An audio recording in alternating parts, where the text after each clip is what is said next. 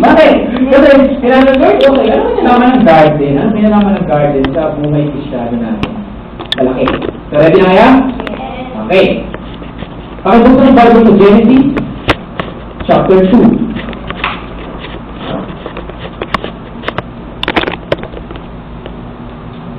Simulan natin ang verse 8.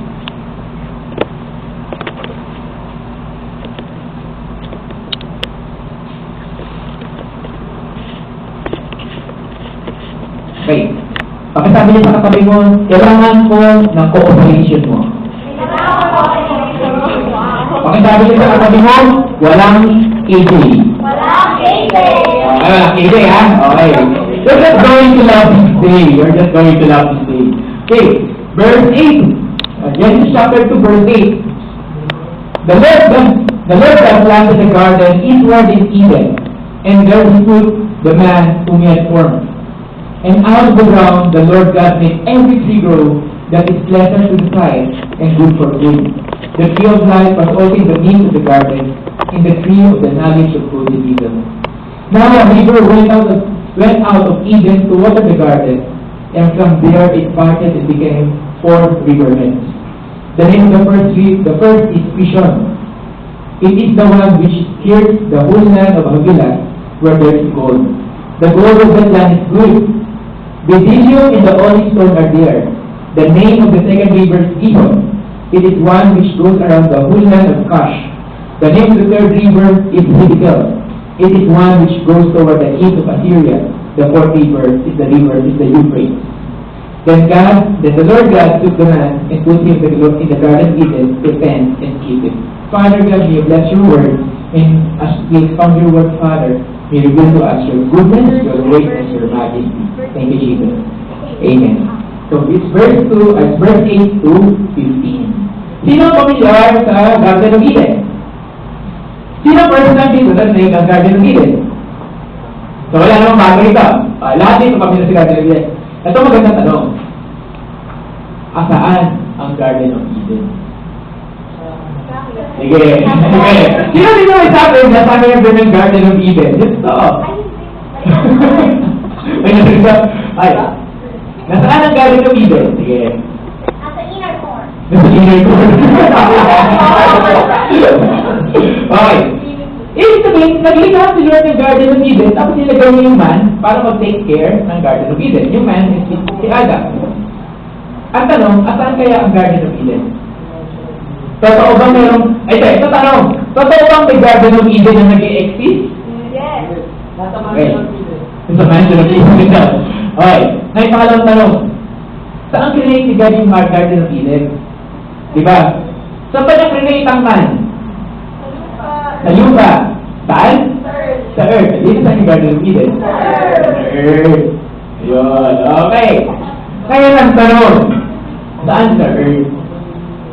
Sa Israel. Sa Israel? Pwede? Pero mali. Okay. Ano to? Para classic setting tayo niyan. Sige. Wala na? Suko kayo? Wala may idea? Sa Pilipinas.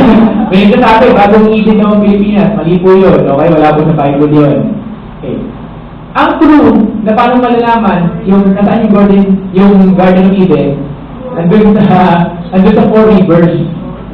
Yung 4 rivers na sinabi din sa Bible, talagang nag-e-exist sila noong unang panahon, noong ancient times. At ang Garden of Eden ay walang iba kundi ang Iraq. Yun ang Garden of Eden. Ang 4 rivers na to, lalo yung River Euphrates, ang River Euphrates, siya tinatawag na River of Civilization ng Babylon. At ang Babylon, ang lumang pangalan ng Iraq. Nandun ang Garden of Eden. Sino first, ano na yan, for your information, totoo yun. So, doon sila. Kuya Mike, bakit wala na siya? Wala na eh. Kaya inalis sila ng Lord doon eh. Okay. So, biglang naglaho ang Garden of Eden, for whatever reason, hindi natin alam bakit tinago ni God. Kasi nga, di ba, nagkaroon ng failure, nagkaroon ng kasalanan. And eventually, the Garden of Eden disappeared. Pero, kung mahanapin mo yung mga river, nandun pa rin. Kasi ang river, hindi na sumago. Nandun pa rin yung River Euphrates, nandun pa rin sila. Iba ng pangalan nila sa panahon ngayon, iba na siguro yung sura nila. Okay. So, ano bakit ito yung verse natin? Gusto ko lang pakita sa inyo that God loves a garden. Sa Bible, meron 3 garden na importante. Ang unang garden ay ang Garden of Eden. Ang pangalawang garden ay ang Garden of Gethsemane. Bakit? Dahil sa Garden of Gethsemane doon, nakipagbattle si Jesus Christ. Lord, kukunin ko ba ito? Gagawin ko ba ito, God? Parang di ba sabi niya, Lord, kung pwede lang, huwag ko nang kargahin yung huwag ko nang pagdaanan yung pagdadaanan ko sa Gethsemane. Ginawa niya yan eh. Kaya nag-pray siya, sa sobrang intense ng prayer niya, nagpawis siya ng blood. So, at sa Garden of Gethsemane, gumawa ng decision si Cristo para iligtas ang buhay ko at iligtas ang buhay ko. Amen ba? Okay. Ano yung pangatlong garden? Actually, pangatlong garden, hindi talaga siya garden. Mukha lang siyang garden. Revelation chapter 22. Meron ditong river at meron ditong puno.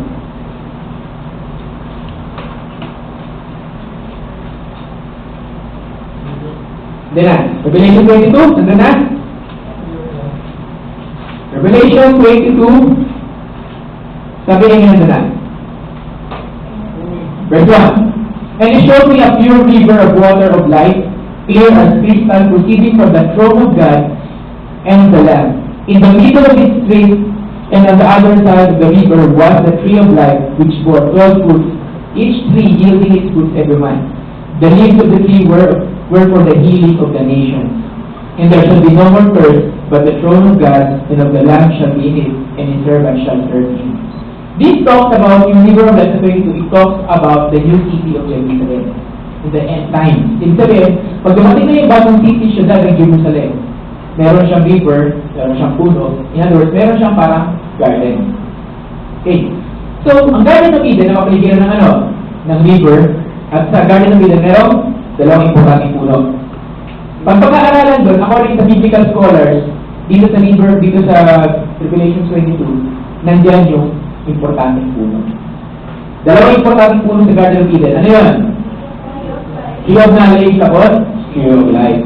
So, itong 3 garden na to, pinapakita lang na si Lord loves a garden. Amen ba? So, can I invite everyone sa journey? So, pakisabi, tapos na introduction, doon na tayo sa word. Introduction lang yun. Okay. Mga 3 oras pa ako mag-finish. Okay. Okay. Pag ikaw na sa garden, ano mararamdaman mo? Relax. Yung kasi may ano sa kanila ulit, ikaw na pala sa garden mo mararamdaman mo, Mike. Sabi ko ulit, may mga mararamdaman ko, nilist ako. Pagkalis ako, sabi hindi ko makaya ito ng hindi kaya ito ng isang bagsakan. Kasi, 8 yun na lista. Ano yun? Ang garden, number 1, magbibigay sa'yo ng beauty, delight sa eyes mo. Tama, di ba? Gusto makita yung garden. Pag maganda yung garden, gusto makita. Gusto mo makakita ng garden yung pangit. Di ba? Okay.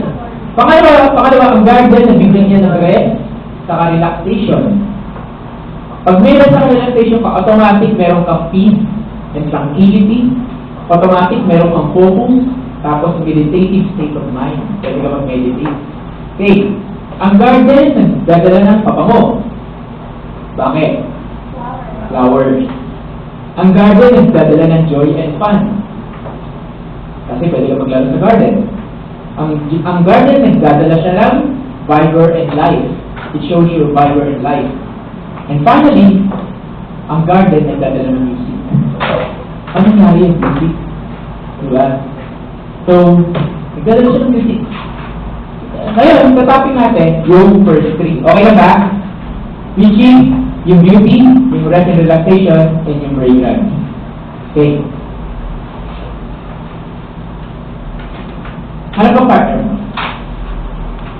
Okay, partner ka na? Okay.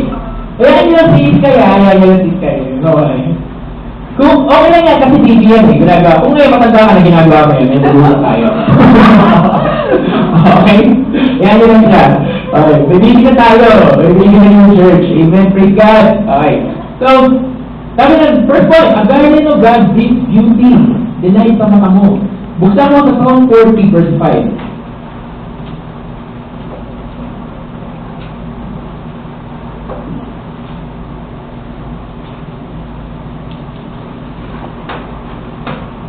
Ano na? Amen?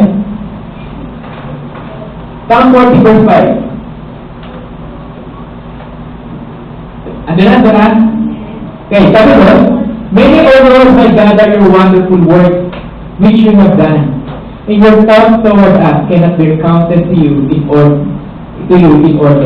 If I would declare and speak of them, they are more than can be numbered. Ano sinasabi doon? Sabi doon, many, O Lord, my God, are your wonderful works.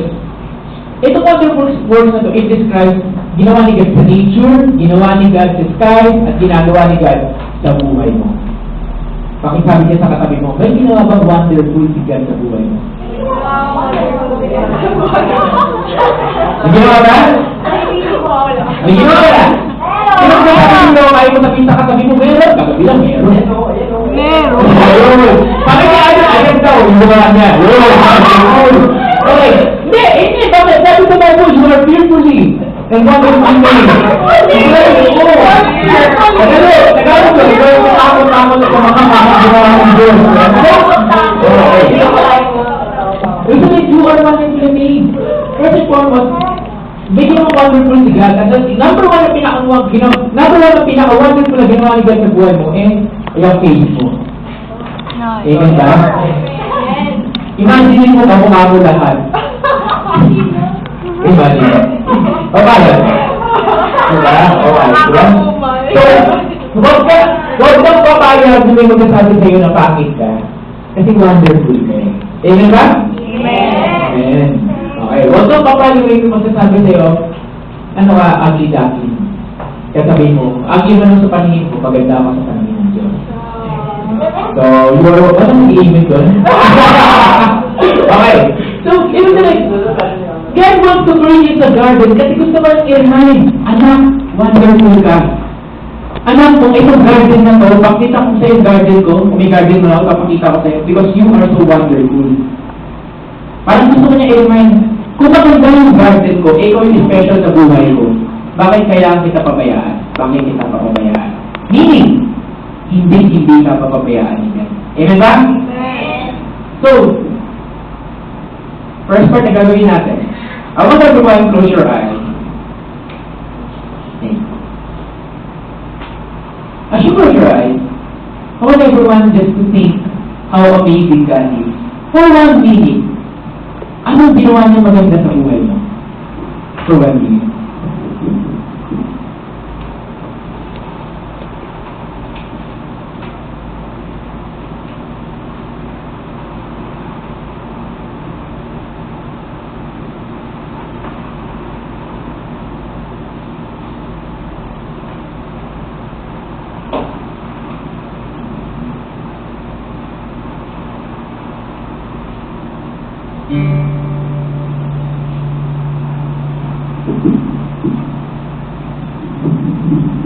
Naisip ka?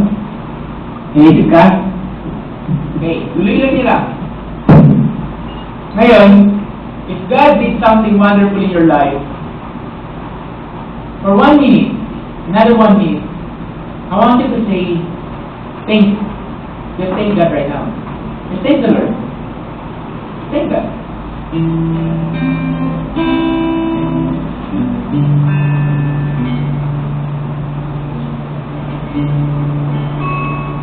Thank God right now. Just thank the Lord.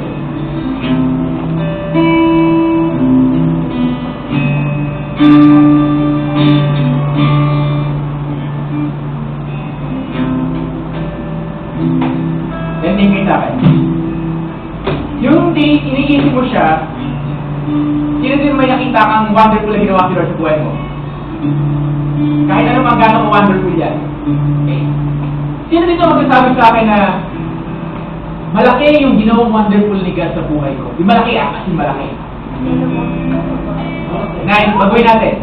Sino dito magsasabi sa akin, ang naisip ko yung maliit na wonderful na ginawa ni God sa buhay ko?